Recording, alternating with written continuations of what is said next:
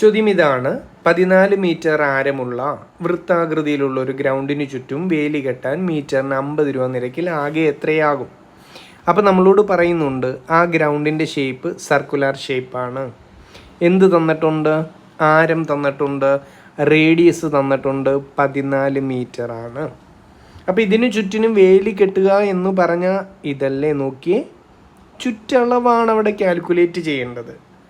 നമ്മൾ കെട്ടേണ്ട വേലിയുടെ total length എത്ര എന്ന് ചോദിച്ചാൽ അതേണ്ട ഞാൻ ഈ മാർക്ക് ചെയ്തത് തന്നെ അല്ലേ എന്ന് വെച്ചാൽ നമുക്കിവിടെ കാൽക്കുലേറ്റ് ചെയ്യേണ്ട ഈ സർക്കുലർ ഷേപ്പിലുള്ള ഗ്രൗണ്ടിൻ്റെ വൃത്തപരിധിയാ, സർക്കംഫറൻസ്, ചുറ്റളവ് എന്നല്ല പറയേണ്ട, വൃത്തപരിധി. ഇക്വേഷൻ എന്താ? ഏതൊരു സർക്കിളിൻ്റെയും വൃത്തപരിധി കാണുന്ന ഇക്വേഷൻ എൻ്റെ കുട്ടികൾക്കറിയാം, 2πr ആണ്. സബ്സ്റ്റിറ്റ്യൂട്ട് ചെയ്താലോ, 2 ഇൻറ്റു പൈയുടെ വില എത്രയാ? 22/7 ആണ്. ആർ എത്ര എന്ന് ചോദ്യം പറയുന്നു? 14 മീറ്റർ ആണെന്ന് ചോദ്യം പറയുന്നു.